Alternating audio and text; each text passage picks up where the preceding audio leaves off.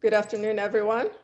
My name is Hanadi Rifai, and I am the director of the Hurricane Resilience Research Institute. Before we begin, some housekeeping notes. We are in a Zoom platform. As you are admitted into the meeting, please mute your microphones. They should be automatically muted, but please keep them on mute. We will ask questions at the end of the presentation. However, during the presentation, if you can do us the big favor of typing in your questions as you get them into the chat, and we will answer all of your questions at the end of the presentation. We appreciate you and welcome you to the last in our resilience series, Texas in the Spotlight. With today, we're focusing on the Texas State Flood Plan. What I wanted to do before we begin is just give you a brief introduction about the Hurricane Resilience Research Institute. This is a multi-state, multi-organization, which has 6 universities total in it. And really our goal is to advance our nation's ability to mitigate, assess, predict, protect, educate, and recover from natural hazards and disasters such as hurricanes and severe storms. Our purpose is to really create and sustain resilient communities. And we want to promote this whole idea that instead of constantly fixing things, to actually make things more resilient so we prevent or minimize damages and risk of loss to life. The vision of the Institute is really to become a national resource for resilience studies and excellence in resilience research. And really, we invite conversations, and one of the goals of today is to have this conversation with the Texas Water Development Board. So if you will join me in welcoming our panel today, I'm going to introduce the moderator, Caimee Schoenbaechler. She's the manager of the Coastal Science Program at the Texas Water Development Board. She leads an interdisciplinary team of scientists and engineers that conduct studies of our bays and estuaries for water resources and flood mitigation planning. Through building collaborative partnerships, her team aims to advance the development of coupled inland coastal models and assess compound flooding risks in coastal zones. Caimee earned her master's in environmental management from Duke University and a Bachelor of Science in Ecology from the University of Texas at Austin. She has 20 years of experience working in freshwater, coastal, marine, desert, and forest ecosystems. And she has a passion of bridging the gap between science, management, and policy of natural resources, as well as visiting Cabo during a hurricane, as in Hurricane Harvey. So Caimee, TWDB, welcome. I'm going to ask you to please introduce your colleagues on the panel today. Thank you, Hanadi, for the warm welcome, and good afternoon, everyone. I really am quite thrilled to share the stage today with my fellow colleagues to discuss with you what the state flood plan means for Texas and its resilience to flooding. This is an issue that is near and dear to my heart, having grown up 15 miles from the Texas coast in the Brazos River floodplain and on the wrong side of the levee protection system. So the timing of this discussion is particularly germane this week because we reflect on the 4-year anniversary of Hurricane Harvey, and we anticipate an intensifying hurricane season, and as we speak, the formation of Tropical Storm Ida in the Gulf of Mexico. So I'd like to introduce today's panelists, and then I'll begin sharing my screen for the presentation. So I will kick us off with a brief background and introduction on the state flood assessment, and then I will pass things over to my colleague Reem Zoun. Reem is the director of the Flood Planning Division, and there she leads teams who are responsible for developing the statewide flood planning programs and the delivery of the first set of the regional flood plans and state flood plan for Texas. After Reem, then Saul Nuccitelli will tell us a little bit about his initiatives in flood science. Saul is director of the Flood Science and Community Assistance Division, where he leads teams responsible for developing statewide flood risk information, providing flood education and assistance to Texas communities, and supports the National Flood Insurance Program in Texas. Taylor Christian will then share with us information about flood data. Taylor is a water data scientist, and she's responsible for developing and coordinating initiatives to improve flood data and all water data in Texas. Lee Huntoon will then be sharing information with you about the Water Development Board's financial assistance programs to support flood planning and mitigation projects. Lee is the outreach team lead who works with entities across the state to provide information and technical assistance on the Water Development Board's various flood funding programs. So with that brief introduction, I'm going to go ahead and share with you the presentation that we have prepared for you today.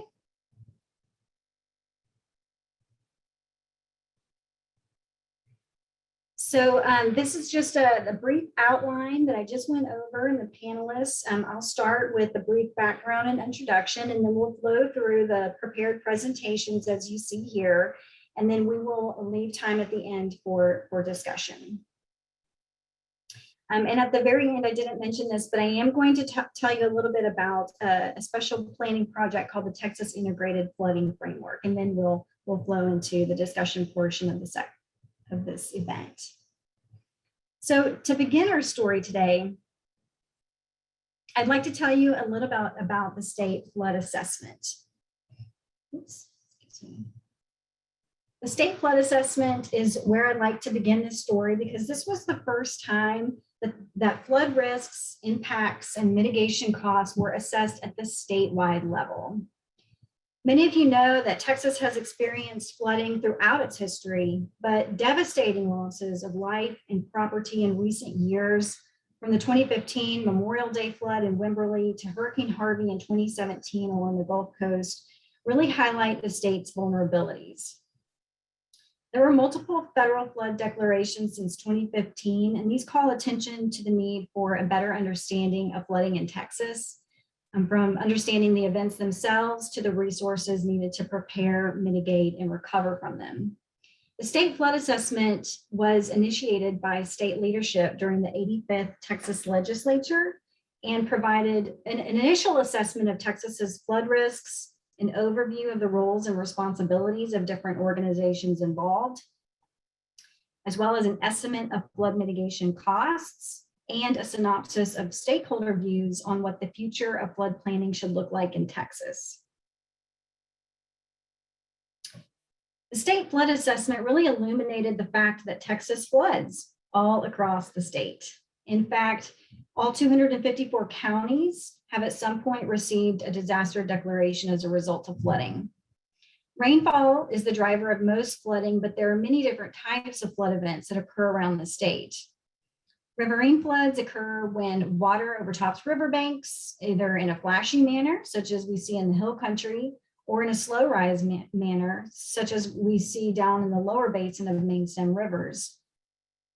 Coastal floods occur when tropical systems cause storm surge to inundate barrier islands and bay margins. And compound floods can occur when two or more flooding events happen simultaneously or in quick succession of each other.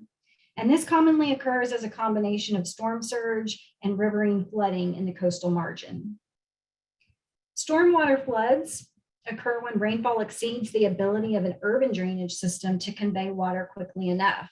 This is very common and was a top concern among stakeholders during the state flood assessment process. And structural failures occur as a result of the failure of man-made infrastructure, such as dams or levees, and this is generally uncommon in Texas. The figure is showing you flood insurance claims since 1978 to about 2018, but this is only part of the picture, because flood damages that were not reported as part of an insurance claim are not represented on this map. So the key message is that flood risk exists all across the state. And our risk is high. 1 in 10 Texans live within a high to moderate risk of exposure to flood. Additionally, our risk is increasing. As population and development fill our watersheds, the threat of additional flood impacts increases. And sea level rise threatens to produce more frequent and severe flooding in coastal regions. In September of 2018, the National Weather Service released updated estimates for the amount of rainfall that can occur in the 1% annual 24-hour storm event. This data set is known as Atlas 14. Now that we have this data, we can more accurately model flood events, and we can see that our risk is higher than we previously believed. So the key message is that our risk is high and will not be decreasing without mitigative action. The state flood assessment reflected broad consensus among stakeholders, which could be grouped into three main categories to improve flood risk management in Texas. These were mapping, planning, and mitigation. For mapping, communities tend to have outdated flood hazard information, and there was a need to make significant improvements to flood risk mapping and modeling. And then planning. Stakeholders identified a need for collaborative, locally led, and watershed-based flood planning focused on solutions that don't aggravate conditions for upstream or downstream neighbors. And financial assistance for flood mitigation planning was also a priority need. So mitigation needs vary across the state, but across the board, there was a need identified for financial assistance to implement flood mitigation activities that prevent or reduce the impact of flood damages. Additionally, the assessment identified a need to expand educational outreach and technical assistance opportunities throughout the state. So the recommendations that came from the state flood assessment meant really good news for improving the resilience of Texas to flooding. Now I'm going to pass it to Reem, the Director of Regional Flood Planning, to tell you a little bit more about the state and regional flood planning program in Texas. Thank you, Caimee. Can you all hear me okay? Yes. All right. My name is Reem, and myself and my division at TWDB, we have a time-defined goal of helping and enabling the regional flood planning groups deliver the first sets of regional flood plan for the state of Texas by January of 2023, which then we are tasked to bring together as the first ever state flood plan for the state of Texas by January of 2024 or September of 2024. So the 86th legislature, Senate Bill 8, directs TWDB to develop a state flood plan, which must provide for orderly preparation for and response to flood conditions to protect against the loss of life and property, which must be a guide to state and local flood control policy and contribute to water development where possible. Our flood planning process is designed after our fairly successful water planning process, which has been ongoing for over 25 years now. So administratively, the processes are pretty similar, but as we all know, the science behind it and the need and what we're doing with flood planning is different, the science piece of it. So next slide, please. So SB 8 requires a bottom-up watershed-based regional flood planning with public input. In April of 2020, we set up the watershed-based flood planning region. So as you can see of the map, there are 15 different flood planning regions. They are watershed-based.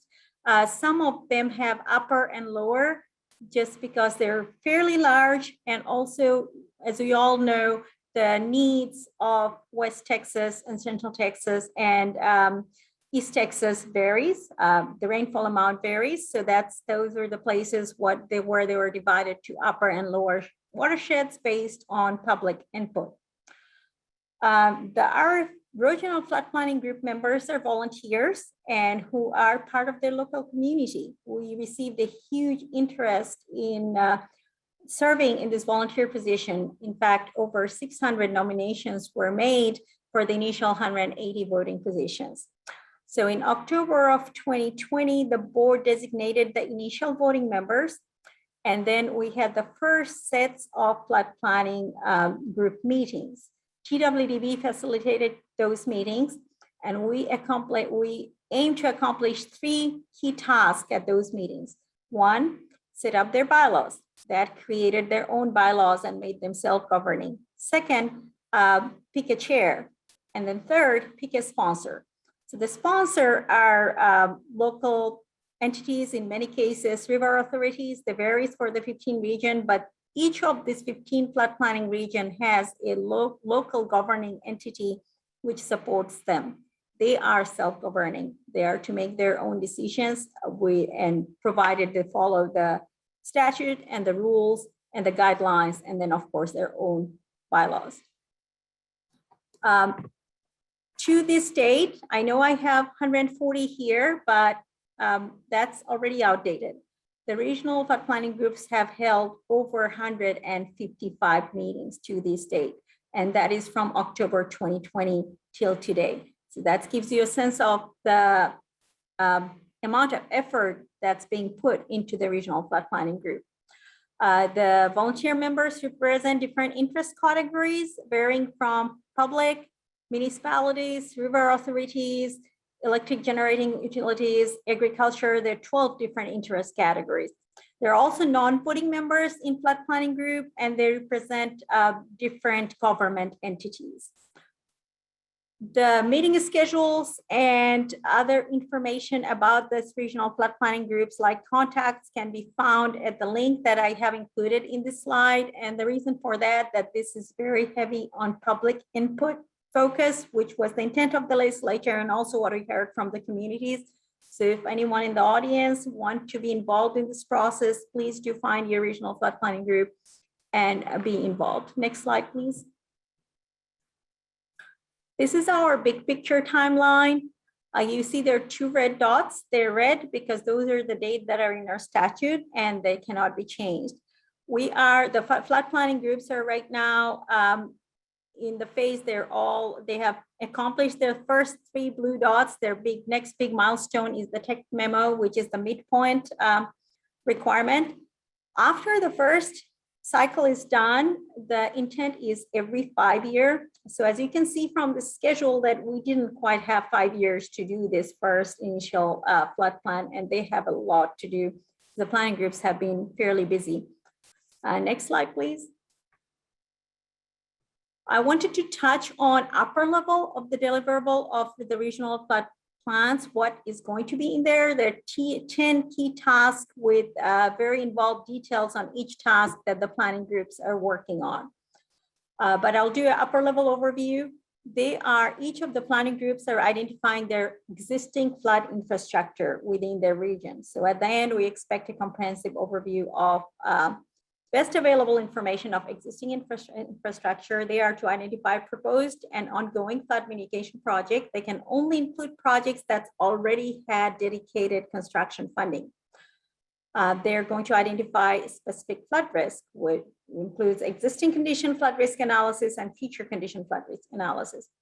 We are defining this flood risk with 3 components. The first is a flood hazard analysis, which determines the location, magnitude, and frequency. That is the where of the flood. Where is it going to happen? How frequently it might happen. Once that's determined, once we know where it's going to happen, the next step is flood exposure analysis. And that is to identify every single building in the state of Texas that has flood risk. So they will create a flood hazard layer that will include existing information that will also include flood prone areas, which is based on public input. The third piece is vulnerability analysis. I think this crowd is fairly familiar with this, which includes them requiring to identify the critical infrastructures. We hope there is no schools, buildings, fire station, water treatment plants, wastewater treatment plants, any of those in our flood hazard areas. But as we know, there are some. So the flood planning groups are going to identify those in their region. And for the resilience piece this time, all we're asking them is to identify the SVI, which is the Social Vulnerability Index for a building or a structure that is located within flood hazard area. And we're already providing the flood planning groups a building layer with that information. Next slide, please. So other key deliverable, the flood planning groups are self-governing. They're going to set their protection goals, and they're going to recommend flood management standards for their regions. We have provided some examples in our guidelines, but they're going to set this. Once that's done, they're going to identify and recommend flood management evaluations. These are areas where there is no, we know there is flood risk, but there hasn't been any modeling or mapping done. So it could be stream segment, it could be localized flooding area or urban flooding area where members of public have identified that I have flooded in 2015 May, but there is no flood risk information. So those are FMEs. They're also identified flood hazard areas where there no solution has been identified. Those are FMEs as well. Next piece is identifying and recommending flood mitigation projects. They can be structural and or non-structural. They must be permittable, constructible, and implementable. The implementable piece touch on the ability of the community, acceptability with the community. As engineers, we can come up with the most perfect solution for a flood risk reduction problem, but if it's not acceptable for a community, it's not implementable. So that's the implementable piece. And then the last one, identify and recommend flood management strategies. That's essentially if everything that doesn't fit into FMEs and FMPs that goes to FMSs, there's a long-term solution ideas like rules and regulation changes that can fit into here. And lastly, the flood plans are expected to focus on both reducing the existing flood risk and making sure that we work towards avoiding increasing flood risk in the future. We spend a lot of time and effort and funding fixing the flood problems we already have. I think it's equally important to make sure that we're not creating any more flood risk. So that would be the flood management piece. Next slide, please. This is a flood planning data hub that TWDB have put together with a lot of GIS resources in one place, like critical infrastructure, flood infrastructure. This was created for the flood planning group. They're starting from here, and it's available for anybody who needs or be able to find this useful. Next one, please. So as you can see, if you dive down on critical infrastructure, there is the layer for fire station, hospitals, national shelter system, schools, and more. So each one of these data type, flood infrastructure, if you dive in, you find more information, and there is a catalog available showing where it's coming from and the different type of data that's available here. Next slide, please. This is just a listing of the flood infrastructure data that's available for the flood planning groups and or anyone who might need it. Next slide, please.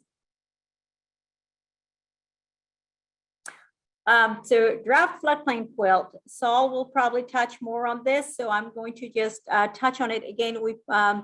We put this, TWDB has put together a floodplain quilt, we're calling it, but essentially it's a gathering of flood hazard information that we have already available in the state of Texas. There is a hierarchy that's been utilized in this flood quilt information. RFPGs are utilizing this as their starting point of flood hazard information. Next slide, please. So here we have a flood quilt input layer viewer. And what this one shows you the different data sets that is in the flood quilt and with the hierarchy of it. So the first one that there is on top of that is the national flood hazard layer data, which are pending. Then there is the national flood hazard data that are preliminary data. And there is the effective, detailed or approximate NFHL data. Next is the BLE, and the last is the digitized paper map or the digitized farms layer. So this map shows you the availability of all those information, and even with all those information put together, you see some white areas. Those are the areas where there is no flood risk information that's currently available. So this information is available on our website. Again, our PGs are using this, their starting point. They are expected to supplement this with local information, which is better available data where available. Next slide, please. I mentioned the statewide billing data. We are also providing this to the RFPGs. So there is over 10 million footprints, which has billing type, night population, day population, SVI already included in this data set. So right now with this information, if we intersected this billing layer with the flood hazard layer that we have available, we'll have an approximate approximation of how many buildings are there at risk of flooding during a 1% in all chance and 0.2% in all chance event. But the RFPGs, once they're done, they will have a better flood hazard information and possibly even a better buildings layer, but this is their starting point. We are expecting to update this data in actually next week or so, because we have learned that in the Houston area, there is a huge data gap, and then the improvement values could use some enhancement as well. So we're working on deploying that. Next slide, please. We created a geodatabase template for the RFPGs. What this is, where there are 15 flood planning regions are producing 15 regional flood plans, and we need to bring this together. So to make sure that the data set that comes back to us are delivered in the same way, and also identifying what we're requesting. They're each given a template. They're going to fill those template with that information, and they're not spending effort creating this backbone of data set. They have this, they're filling this up. Next slide, please. All right, so this is a tool that's available off our website. So once after this conference, if you'd like to go to this website, type in your address, it will give you a link and take you to your flood planning region. And from there, you can go to the website of the flood planning region, see who your contacts are, when the next meeting is, and be involved in a way you would like to be, or just simply find out information about your region. Next slide, please. Some of the upcoming information, cursory flood hazard data, or FATHM. I did not mention it in the quit layer because it's draft right now. It's been deployed. The cursory flood hazard data that we have deployed was done on very coarse terrain on 30-meter raster. TWDB is currently working with them to get a revised cursory flood hazard data, which we're expecting to deploy in late fall. It will be based on TWDB's LiDAR terrain. It will also have Atlas 14 rainfall information. So that will be available for the RFPGs to utilize. One of our vision is once all this regional flood planning data comes together, we are expecting to create an interactive flood planning data viewer, which would show the hazard layer that's generated from the regional flood planning effort, and also all the project that comes out of it. The buildings are at risk of flooding with certain information. Next slide, please. I think we cannot emphasize enough it's a great thing that there is a lot of effort going on in the floodscape of Texas, but collaboration right now is extremely important, because we need to make sure that we're not overlapping each other's effort, because there is a lot that needs to be done. So this shows the Texas Flood Organizing Group platform, which means meets monthly and soon to be bi-monthly, and shows all the entities who collaborate on that space. Specific to regional flood planning group, we are collaborating with GLO, U.S. Army Corps of Engineers, and TIAS. Flood planning groups are. Next slide, please. I think that's it for you, Reem. Perfect. Thank you so much for providing that overview on the regional and state flood planning process and program. Now we'll switch gears and invite Saul Nuccitelli to tell us a little bit about his initiatives in flood science. Saul? Sure thing. Quick sound check. Can you hear me okay? Yes, sir. Okay, awesome.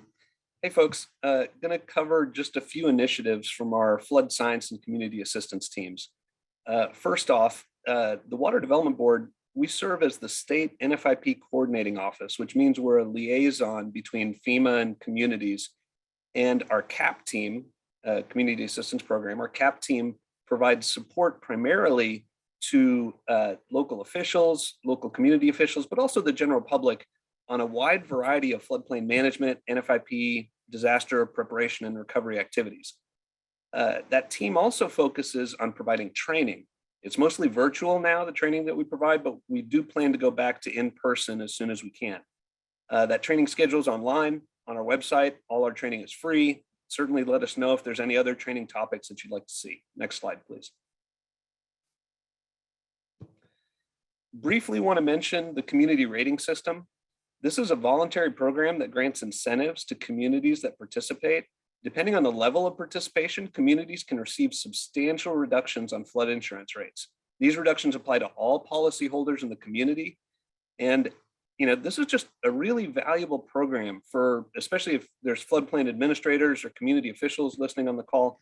It can be a great boost for your department and city staff if you can demonstrate that your work is bringing about reduced insurance rates for all your residents. Next slide, please. Okay, on to the mapping. An initial and primary focus for state flood mapping efforts in Texas is establishing base level engineering, or BLE, modeling and mapping statewide. Several reasons why we're doing this. First, Texas has no kind of statewide flood risk data set mapped. And there's a lot of pieces of Texas that aren't mapped at all, like Reem showed. Or honestly, some of the areas that are mapped are just old and not very good, kind of crappy. So that's one point. Two, we want both maps and models to be easily and freely available online. Certainly want to acknowledge the effort here with BLE is part of a close collaboration with FEMA and USGS. And statewide, we intend to have BLE coverage on this map by 2024. Next slide, please. Okay, this map and chart show which modeling efforts were performed for base level engineering or are planned to be performed, one-dimensional or two-dimensional modeling by year. Nearly all BLE efforts previously were 1D, and now we're headed towards 2D modeling almost exclusively, prompted in large part to the improved ease of use of the software, so specifically HEC-RAS for 2D modeling, and then also improvements in hardware, computing capacity. We're just able to run the models more efficiently. Very much appreciate many of you on the call, maybe in the Houston and coastal plains areas, the flat and complicated nature of your drainage systems and flood problems.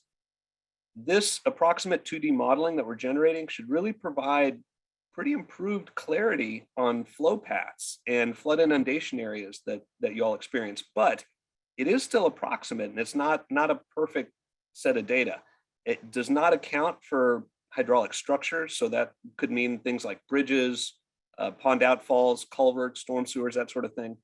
But it will typically be much better for open channels, shallow ponding areas than 1D modeling has been in the past. And then for those of you specifically in Harris County, BLE does not improve upon the efforts of what Harris County Flood Control District is doing with their Map Next program. That effort is spending considerably more time and energy in the county area to provide more detailed mapping. And I believe Map Next preliminary maps are supposed to be released late this year, early next. But if you're outside Harris County and your current FEMA data is kind of old, or if you don't have good local flood studies, BLE might be your new best friend. Okay, next slide, please. Okay, finally, wanted to touch base on the, just briefly on the flood quilt. Reem already mentioned it a little bit. As good as BLE is, we knew we wouldn't have it ready in time for the regional flood planning groups to develop their first flood plans. So we decided we had to piece together all the current data that we had. What do we have right now, statewide or federal level? And those are really three primary sources: the National Flood Hazard Layer, which is kind of the current FEMA effective stuff; BLE, which is considered approximate and advisory information; and then digitized paper firms. That's information that FEMA has that's effective and it's even regulatory in those areas, but they haven't had a chance to convert it digitally yet. So even when all those three sources are combined, again, like Reem mentioned, there's these white space or gaps with no data. Fathom is a firm that we're working with to fill in that remaining white space. This firm, they're part of a collaborative effort as part of the First Street Foundation, who produces Flood Factor that you may have heard of, that provides approximate flood risk data to the property and insurance industries, now to the general public as well. We're not using that flood factor data as is, since they use national elevation data set fairly coarse. We're improving upon that national flood layer by doing modeling and mapping on our newer and more accurate Texas LIDAR data. By 2024, however, the BLE, that green hatch stuff on the view here, that's going to cover the whole state and can serve as kind of the underlying data source for statewide planning, which will kind of simplify things, and maybe the Fathom and the digitized paper map data can fall off at that point. Okay, next slide.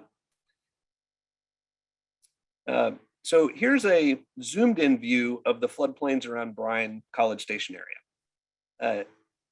There's, a bunch of different colors here of the different types of data, and that national flood hazard layer is broken into, kind of new data that's coming, detailed data, approximate data. So you kind of see how it's all pieced together. If communities have even better local data, of course, they can stitch those patches on the quilt as well. The river with all the different colors that you see on the far right, that's, I think, the Navasota. Why so many colors all in the same river? Well, the river splits, is a boundary between counties. So back when FEMA has done traditionally flood insurance studies, they do those studies at county boundaries. And so that's resulted in different study efforts of different quality at different times. And so hence, when we piece it together, that's currently what we have. We're generally planning to refresh and maintain the statewide quilt format on a quarterly basis. Updates could include new effective data, new BLE data, and so on. The quilt is currently available on the Flood Planning Data Hub, but I want to emphasize the main purpose of this quilt is to support regional and state flood planning. Though communities may also want to consider, other uses for this quilt, or maybe, adopt it as a regulatory product. They could also consider BLE in that manner. Happy to engage with communities that want to discuss what's possible there. Okay, next slide. So just 3 quick takeaways summarizing what I was describing here. First, our community assistance team. We provide direct support to communities and their residents. Certainly urge you to take advantage of this team and contact us for any assistance we can provide. Second, we're continuing to make pretty good progress on statewide flood risk mapping with BLE. And that mapping is model backed and freely available. So for kind of a first time ever in Texas, we're on a funded path with state dollars to complete flood risk mapping statewide. 100% coverage, nobody left behind because they're too rural or whatever. I think it's going to be a really cool, impressive accomplishment when we get there in 2024. And then finally, third, there's a variety of flood risk map products out there right now, and we've set up this framework with the quilt to piece together those various components and leverage all that data where it's available. Thanks for listening. Look forward to taking questions later. Thank you, Saul. Really appreciate that overview. And now we'll switch gears and hand it over to Taylor Christian to speak about improvements in flood data.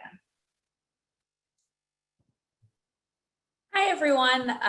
So I'll make it simple. I just have one slide, but I'm sure I'll do a lot of hand dancing. So I created this kind of pyramid because this is how I like to think about flood improvements in Texas, and that they all really build on each other. So at the base of the pyramid, you have data production. And so that's really the on the ground information. That's the collection, that's the production of new physical data points. Maybe it's improvement to data points. And some examples of that would be like the BLE effort that Saul's talking about, right? There was a data gap, it was identified, and now we're working to create new physical data to meet that data gap. Another really great data set is that TNRS, which is our sister agency, the Texas Natural Resource Information System. Never sure if I'm going to get that out right. They have a statewide LIDAR data set, and that was actually completed earlier this year. And that's a huge, huge effort that's taken many years. And it's also a really key piece of that base data. So once we have all these data, then we need to start focusing on data access and catalogs. And so this is really my primary focus, is building out the Texas Water Data Hub. But it's the idea is that it's a curated catalog and kind of an interactive portal. So all of that data is available and easy to find. So we're really focusing on fair data principles, which is making sure the data is findable, which is the first step. We want it to be accessible.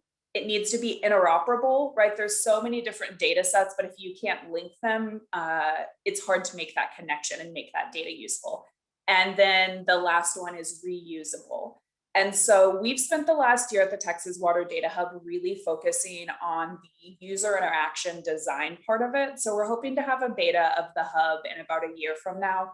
But we wanted to spend that year to make sure that we're not just creating a catalog that's going to become a dumping ground.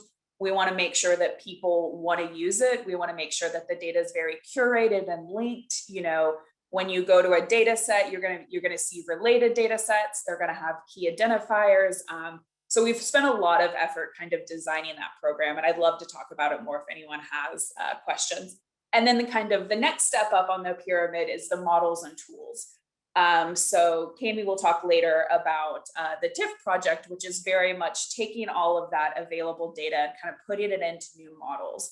So once we have the data created, once it's in a platform that can be accessed, then you can start creating these computing tools, these scientific analysis to, really get at the underlying risk and, predicting risk and kind of aid in decision making. Another effort that I'm working on is the Flood Decision Support Toolbox, which is partnered with USGS. I'll throw the link in the chat after I'm done talking for anyone that's interested.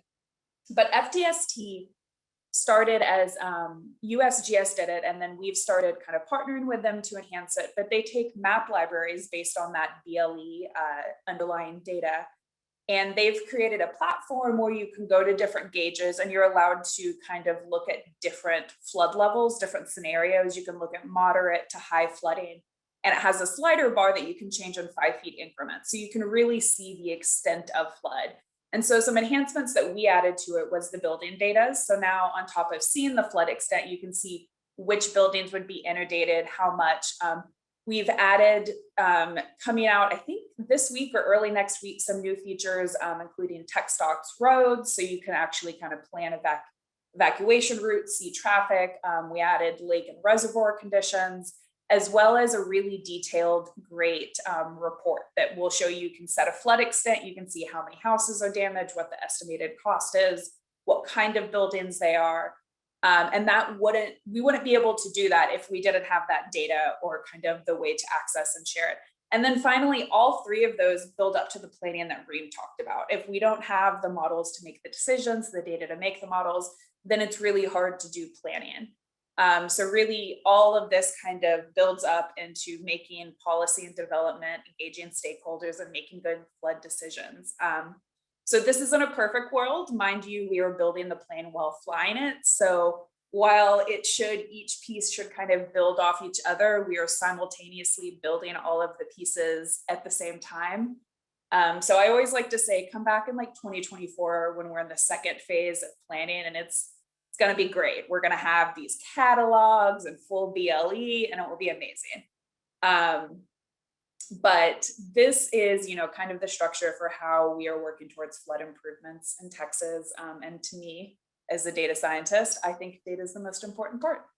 But that's all I have. And yeah, thanks. Thank you, Taylor. I really do like the way that you present this information using the pyramid structure. It's a really great way to think about how we're making improvements in this data space. So thank you for that overview. And now we'll switch gears and I'll hand it off to Lee Huntoon to talk a bit about our financial assistance programs at the Water Development Board. All right, good afternoon, everyone. So I like to always think that once you do the data gathering, work on the science, work on the planning, the next step is let's get those projects built. Since you have all that information, it doesn't really go anywhere unless you actually use it for something, which is to get the flood mitigated or get ahead of it and or actually in some cases recover from it. So I have a few funding programs I'd like to discuss really quick today: the Flood Infrastructure Fund, Clean Water State Revolving Fund, Texas Water Development Fund, State Water Implementation Fund for Texas, and then the Flood Mitigation Assistance Grant. Slide, please. First and foremost, the Flood Infrastructure Fund is a fund that is intended to be a long-term program. However, it has been wildly successful, and if we would have to rely on future appropriations to fund new projects, but timelines right now are too soon to tell. The reason why I mention that is because we had over 285 projects which were submitted to our board and were approved to move forward by our board last October. And we've been working our way through those projects ever since. And we, at this point, still have about 100 projects left on our list to potentially have applications come in and see about funding for them. And if most of them do come in, we will most likely run out of money and would need the future funds rounds of funding. And so we started with 793 million in program capacity, which is quite substantial. And as you can see, the eligible projects were divided into 4 categories. And basically, like I said, we're just at the point where we're just working through the list, but it's been a really great program. Slide, please. Another program that we have available, and this is one that is a state revolving fund, so it gets an infusion of funding each year. And under a Clean Water State Revolving Fund, this has typically funded wastewater projects.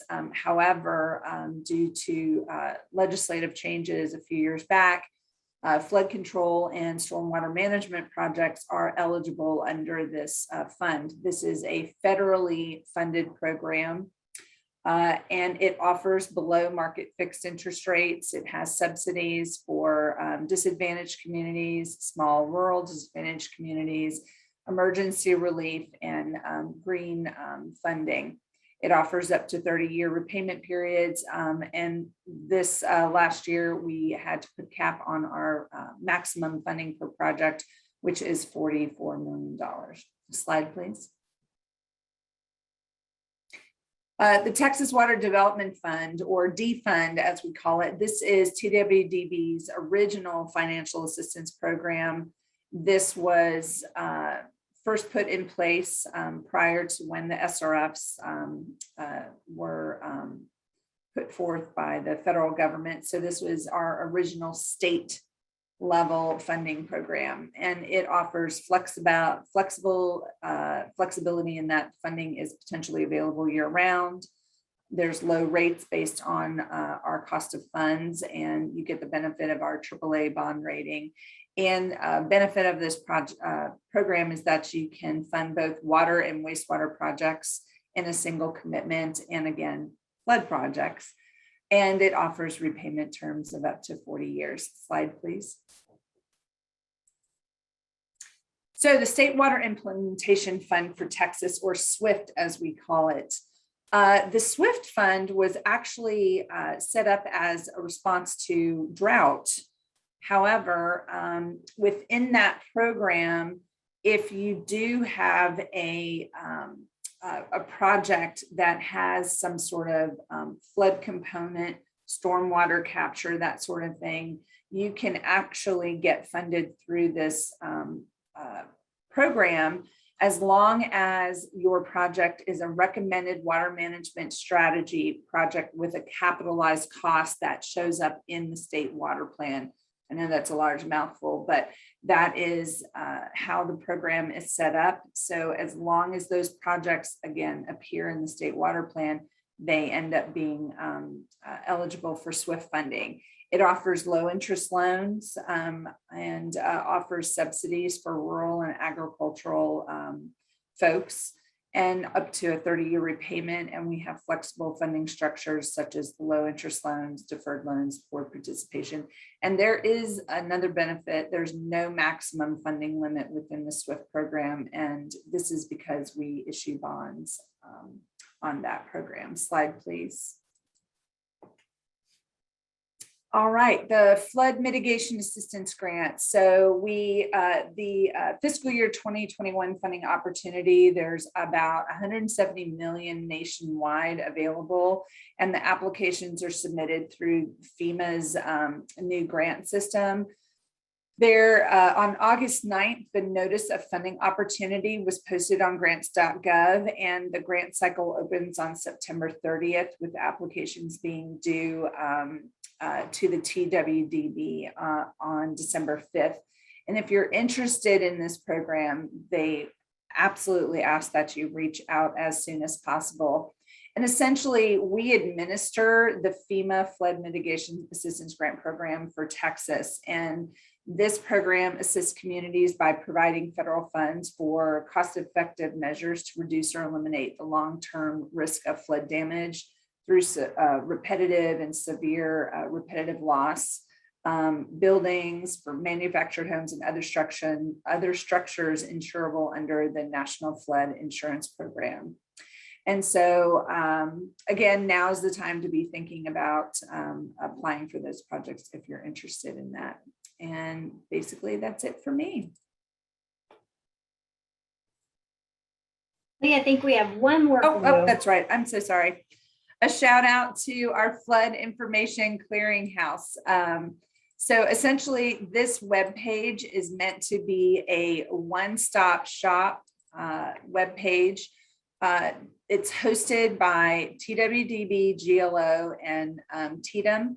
And essentially, this is where you could go as an entity to find out about flood funding opportunities in Texas. That is not just TWDB.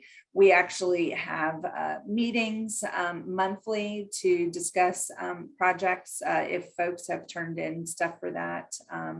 And we can actually help guide communities to who we think could help them best. So, yeah. Now I'm done.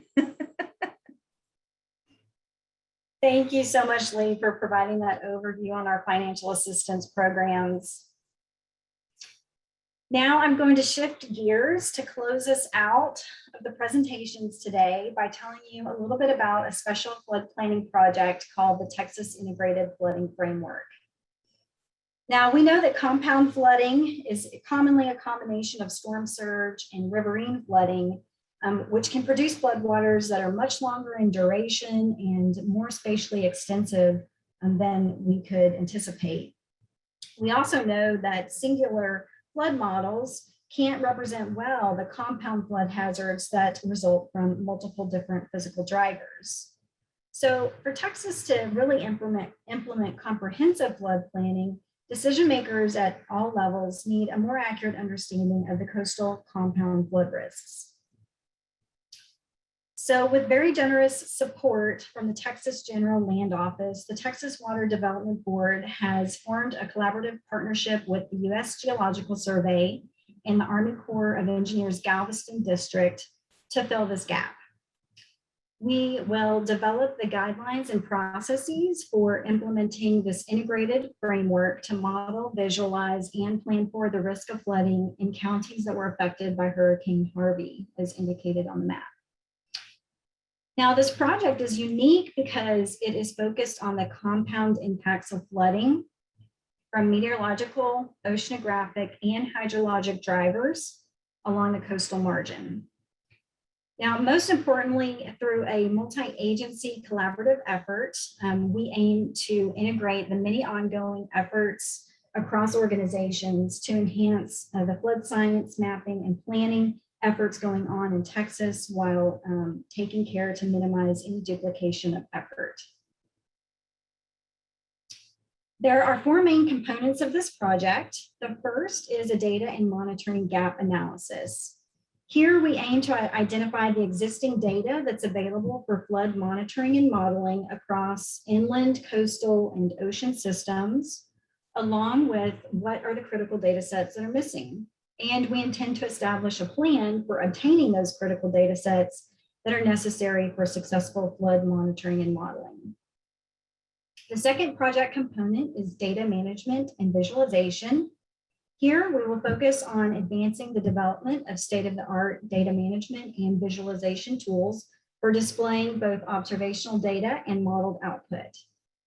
In this component, we will prioritize interoperability with systems that are maintained by our agency partners, such as the Texas Disaster Information System and the interagency flood risk management initiatives, such as the Flood Decision Support Toolbox that you just heard about, as well as the Water Development Board's Data Hub.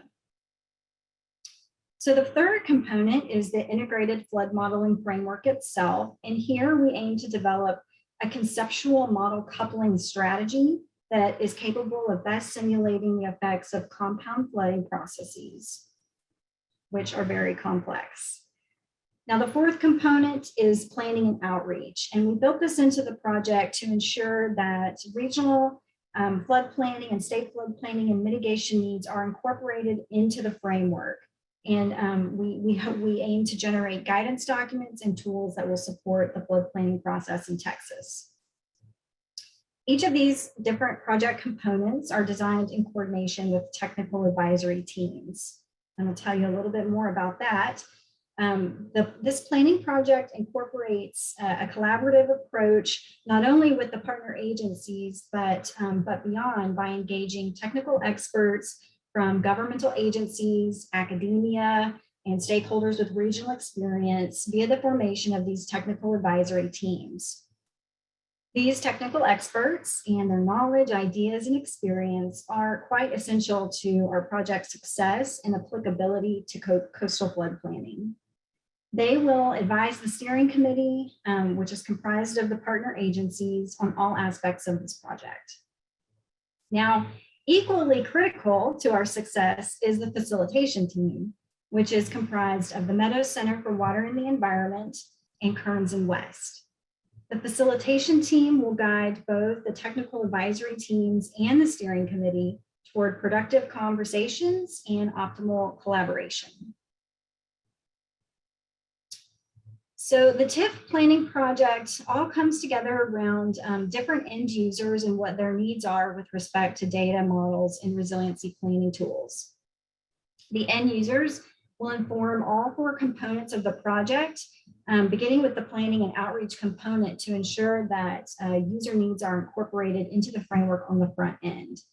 So the main takeaway from the schematic is that all of the different project components will be carried out simultaneously rather than consecutively. And we've built in feedback loops among the different components to ensure that all parts of the project are in close coordination.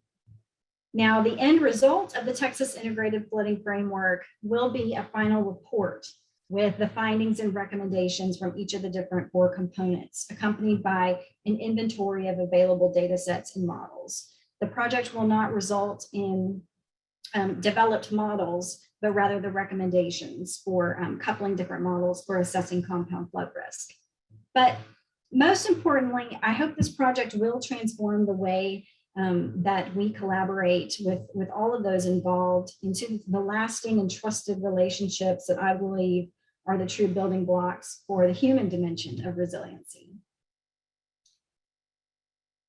With that, I'd like to close us out by putting in a plug for the Water Development Board's second annual Water for Texas conference. This conference has a theme of clear vision for the future, and it will include various different topics on water science and technology, drought and flood, innovative solutions to water challenges, Texas water policy, and communication strategies.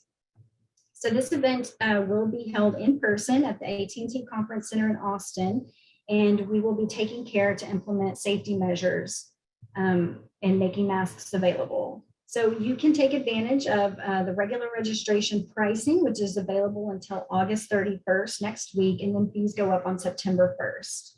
You can register at this link provided or by visiting the Water Development Board's website, and I hope you do consider attendance. And with that, on behalf of all of my colleagues who joined me today, we do thank you very much for the opportunity to share information with you about the state and regional flood planning process. In Texas, we hope you found the information informative, and we'd like to stay in touch with you. And at this time, we are happy to take your questions and have an open discussion. So at this time, I will stop sharing my screen so that we can do that.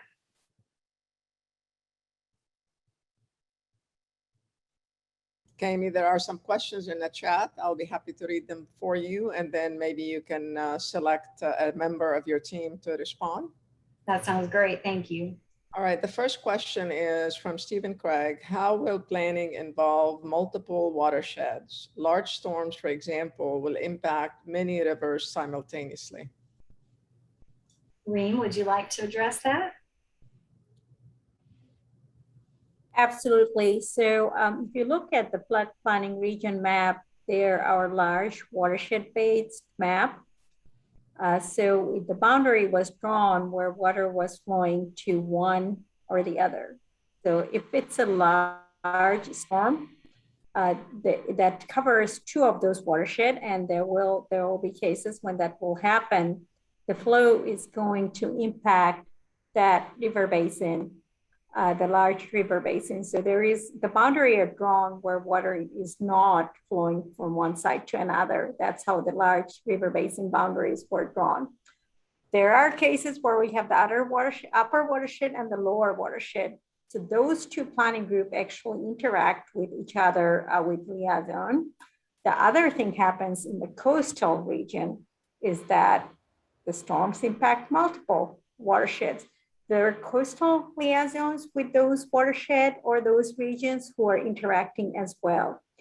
So that's how the regional flood planning groups or the plans are interacting with each other to make sure that those impacts are taken into account. And of course, you mentioned before, they have to all come together as a state flood plan.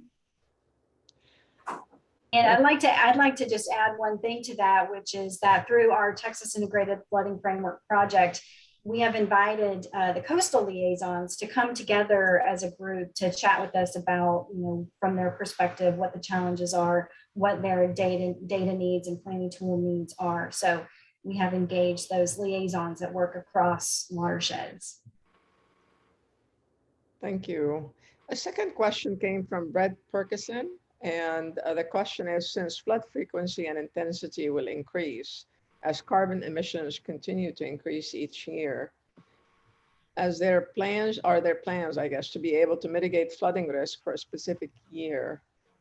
And then a related question is, are you plotting risk based on a specific representative concentration pathway of carbon emissions? Many models refer to the RPC 4.5 and RPC 8.5.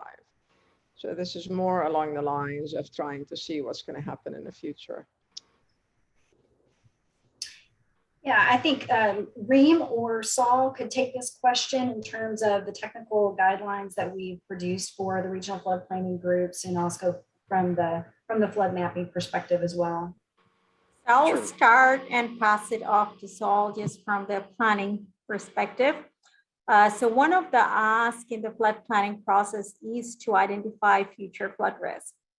So that's going to identify, if we continue to do what we're doing today and nothing changes, our floodplain management practice or anything, what is the flood risk going to look like? In terms of climate variability, some of the regions, we are actually seeing that some of the regions are taking that into account. But it is for the first planning cycle, we put the resources in there, and the regions, because of the limitation of existing flood risk data, forget about future flood risk data, we are going to see some variability in what the regions come up in the first planning cycle. So with that, I think, Saul, I'm going to pass that on to you to add on the modeling and mapping pieces. Please. Sure. So, as far as, there's carbon emissions that are affecting future conditions, but I also like to think of, what are the other kind of changes that could affect future conditions as well. And so there's, subsidence along the coast. There's, we're measuring active sea level rise. There's erosion and sediment transport issues that we have along the rivers and along the coastline, and then also land use changes. All of these changing conditions can and should be considered, I think, when we're assessing future flood risk. I think, as we all know right now, FEMA mapping, and this includes BLE mapping that we're doing right now, focuses only on existing conditions modeling. The state flood plan, like Reem described, does have a requirement to assess future flood risk. I will just throw out a couple other thoughts. A few years back, I think it was 2019, TxDOT released a new coastal hydraulic design chapter to their hydraulic design manual. which does include approaches on how to account for relative sea level rise in flood planning and design. And I see that guidance as very relevant to local infrastructure, regional infrastructure, as well as not just for transportation infrastructure. So that's at least one place that I would point to statewide guidance that's available.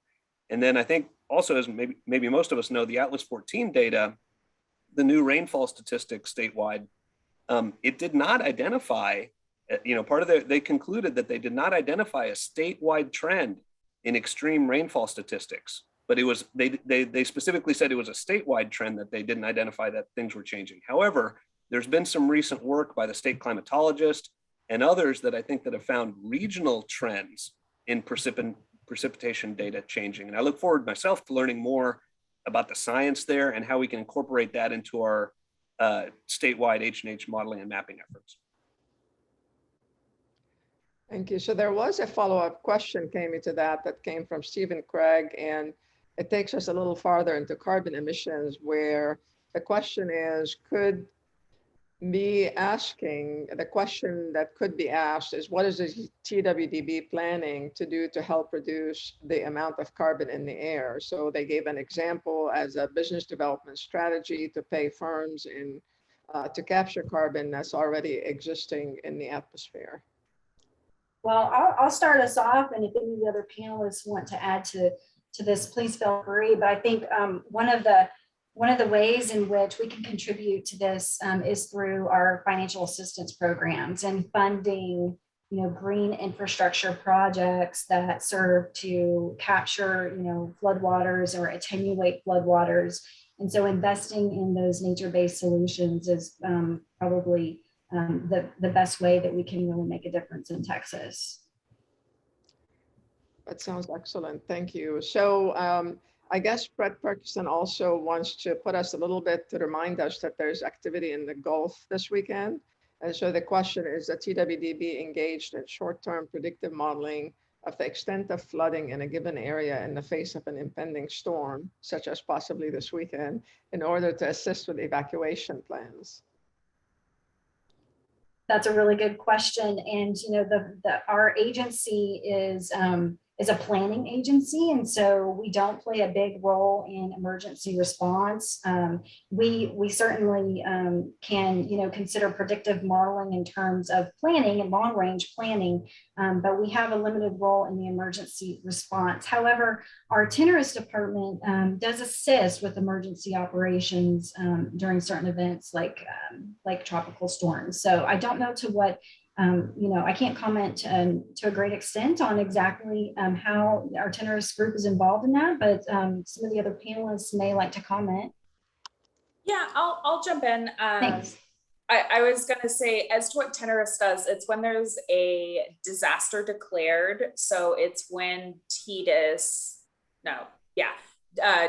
sorry, too many acronyms going in my head, kind of open up the state center. And so that's when Tenorist is going in with the LIDAR. And so basically that's a storm is coming and it's imminent. The predictive modeling, I think, is done by the Corps, right? I think it's Coraggio that sends it out. So they tend to do that more. They'll send daily updates with their predictive model of kind of, different storm possibilities and flooding extent. We don't have any part in that. What I did want to say, though, is I forgot to mention it. One of the efforts that we've been working on is texasflood.org. And so that is a website where we spent a year, again, following that kind of same design principle to learn what people really needed to know. And so this design or this website is not really designed for the super technical. It's really something you can point your grandma to or your mom. And so it's to help Texas understand, what is flooding, what is the risk in Texas, as well as we spent a lot of time, there's so many different flood resources and guides. And so we really wanted to curate that and kind of, sorry, squirrel, my dog, I knew she was going to do that. We wanted to curate all the information so it's easy to find. So we have like a map library there, so you can look at your flood risk. You can look at TxDOT road evacuations, evacuation routes, all of that stuff. We've tried to put that information into one site. And thank you, Caimee, for adding that into the chat. And then I'll mute so my dog Oh, I want to chime in real quick on predictive modeling. Taylor, I thought you were going to mention this. So FDST is also, in a sense, a predictive modeling tool, right? So the flood decision support toolbox, maybe some of y'all are used to seeing the Weather Service put out, kind of projected hydrographs for rivers, such and such river is going to peak at elevation 23 or whatever, but the general public doesn't know what elevation 23 is on the ground. And that's really what FDST is meant for, is you get the prediction from the Weather Service, okay, it's going to be elevation 23. And then there's this slider bar on FDST that lets you kind of, what does 22 and a half look like? What does 23 and a half look like? And you can see kind of the effects or the impact of that. So that's one place where we're actively working to try to improve that. But yeah, generally, both the Weather Service and the Corps focus on that predictive modeling. They're connected with TDEM, TxDOT, local emergency officials in providing notifications on those risks.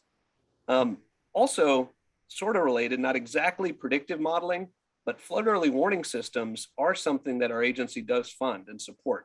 And so the grant funding that Lee described, especially the Flood Infrastructure Fund, promotes the development of local and regional flood early warning systems. And over the years that we've been providing this funding, we've seen fuse systems, the technology, the vendors, the capability for these systems change really dynamically over time. And it's hard for communities to kind of keep up of what kind of system they need and what should work. And so right now we're also working on developing some statewide guidance for how flood early warning systems can be built, especially with an eye towards more rural communities that haven't dabbled in that area, and kind of, basically getting them started on how to develop fuse systems for their area.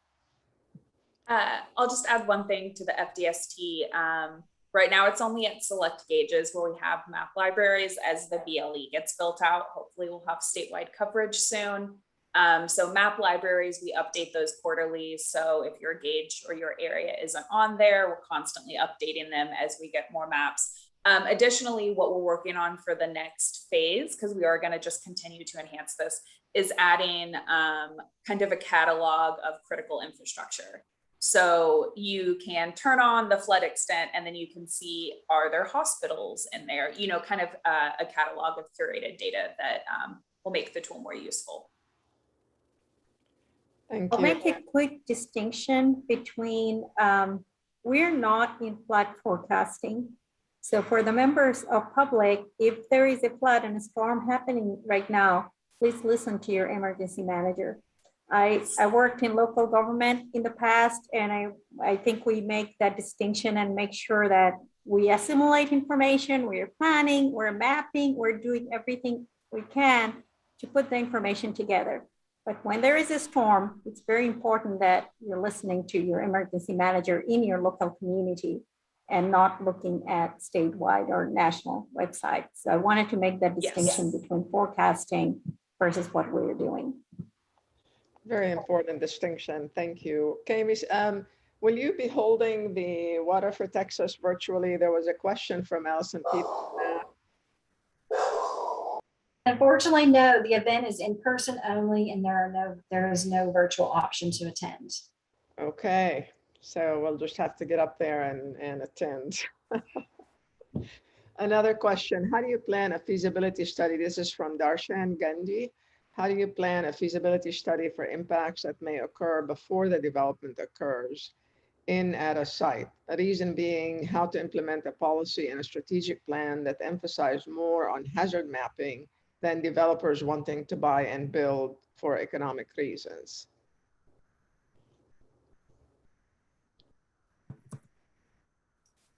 Saul, would you like to take that? Saul or Reem? Sure, I'll chime in with some initial thoughts. Our community assistance team that I described a little bit, one of the roles that they play is they work with local floodplain administrators and community officials to promote higher standards within a community. So, if you participate in the NFIP, you have minimum regulatory standards of, how development is supposed to go and what sort of things you can build. But those are considered minimum standards, right? So FEMA draws kind of this minimum line.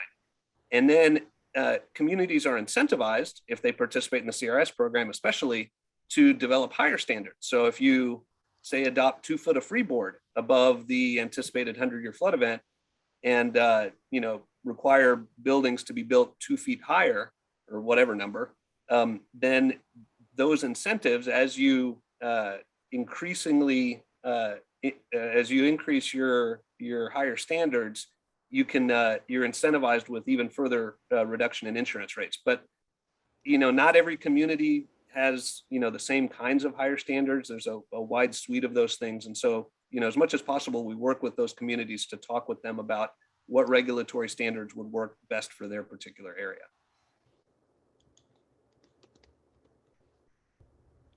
So, Go ahead. Reem, did you want to follow up on that? Sure, I can add to that a little bit. So communities do this all the time. Communities do it with no negative impact. In fact, one of the requirements from the statute at that with the flood planning, all the projects that will be determined, they must not impact their neighbors negatively. We can frame it in different ways, but in terms of flood protection planning or in flood world, in our guidance, we defined it from the water surface elevation piece and velocity piece. We came up with very specific terms of what does it mean to not negatively impact your neighbors downstream. So that's one thing. Future land use condition is some communities use that. So you look at your future land use condition and see how it looks like when it's fully developed based on your code and regulations. And then whenever you're building something, that's the model you're using. So that's another way to look at, but not every community has the benefit of having a future land use condition. So that's when it becomes difficult, that you don't really know what it's going to look like.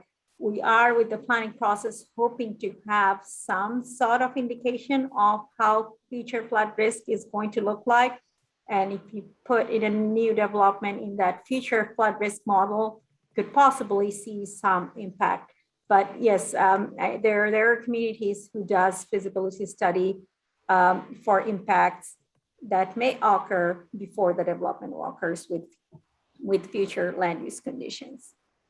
And I'll just add, because I used to work on Lee's team, so Lee can chime in, or Lee's side, that also when a project comes in for funding, there's extensive environmental and engineering review to make sure that the project's going to meet whatever requirements we've set out.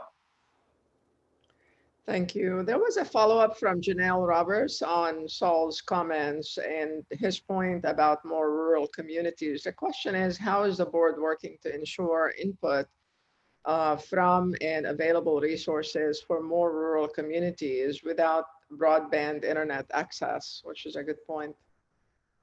Yeah, that's a really good question. I think it's fair to say that, generally the way we get input, especially our community assistance team that fields a lot of the incoming requests, we take just as many, if not more, phone calls and emails. So we're on the phone constantly with folks.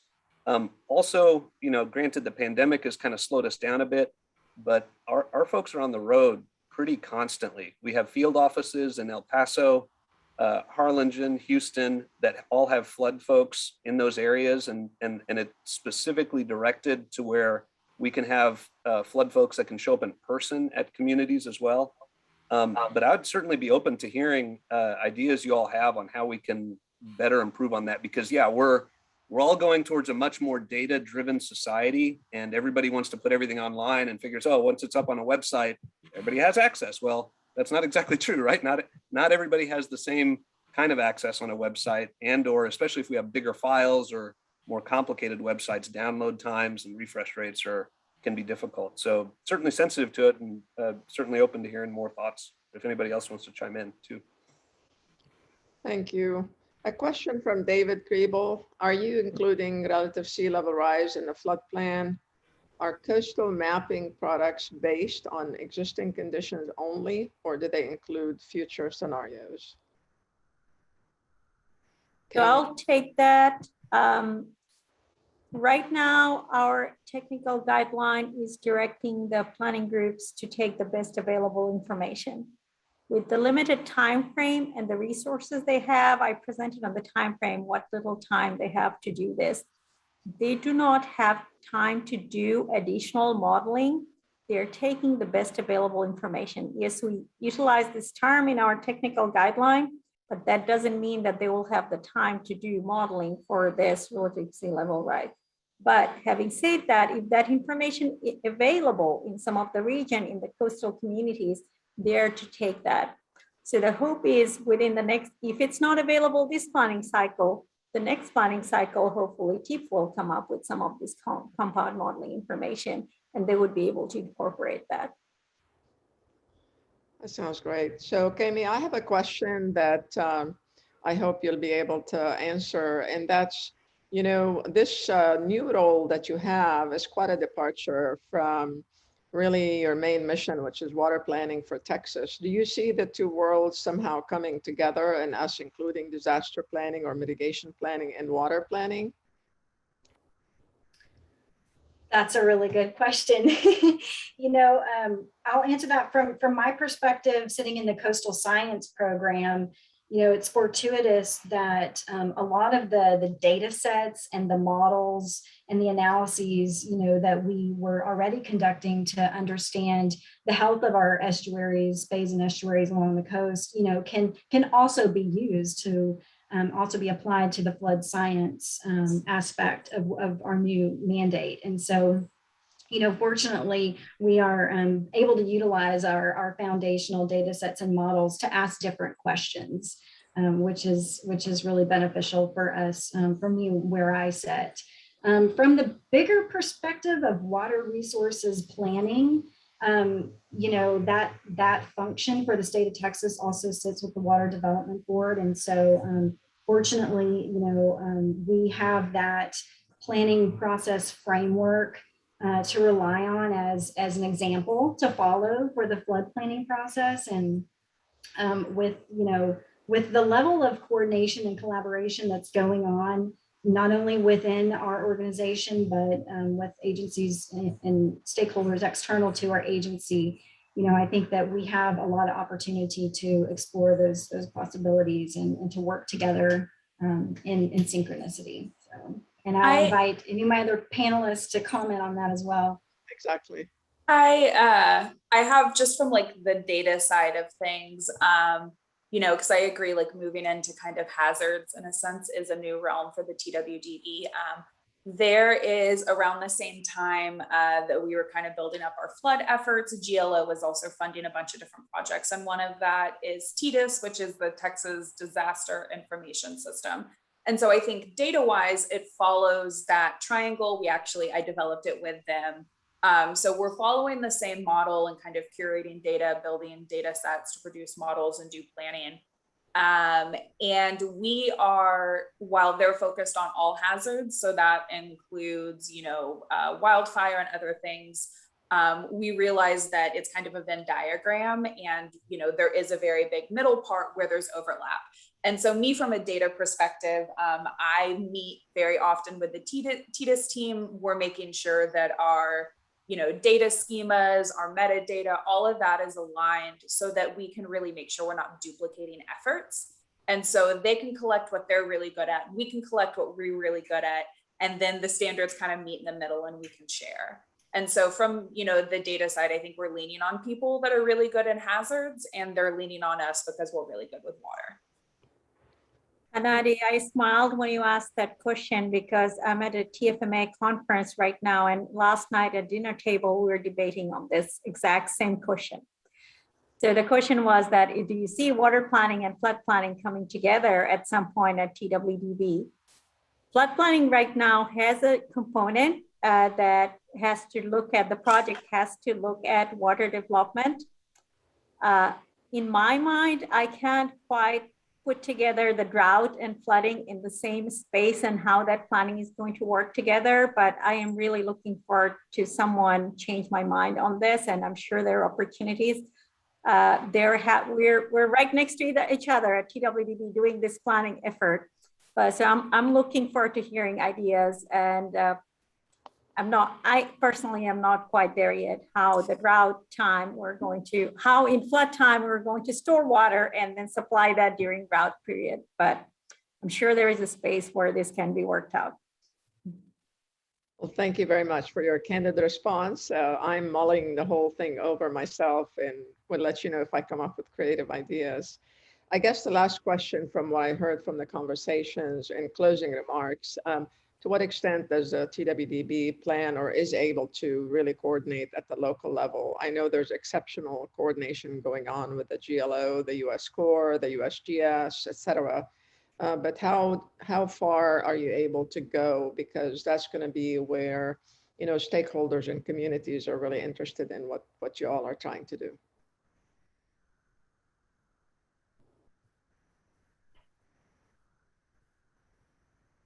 I'll chime in, I guess, real quick. And I've said it a couple of times, but our community assistance team, their focus is primarily towards floodplain administrators. So that's kind of their connection to local community officials. Similar to how the Texas Division of Emergency Management is connected to local emergency management officials. So we kind of see, you know, those as two different conduits, our two state agencies as two conduits to local officials. Our CAP team travels and engages a lot in training and support for those folks. So for flood education, flood awareness topics, helping to promote regulatory standards, all that kind of thing, that's what our CAP team is pretty much focused on. And that Reem or others can maybe comment on some of the other aspects.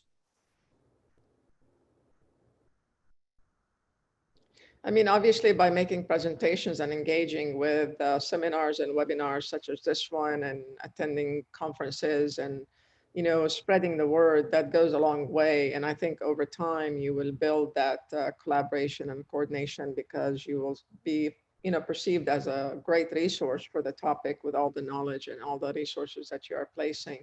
Yeah, So, and go ahead. oh, I was just gonna say, you know, pre-COVID, TWDB was really good about, you know, doing full statewide, you know, 20 cities, 10 days across the state. And I think, you know, Reem can speak to the, almost 160 meetings across the state in less than a year.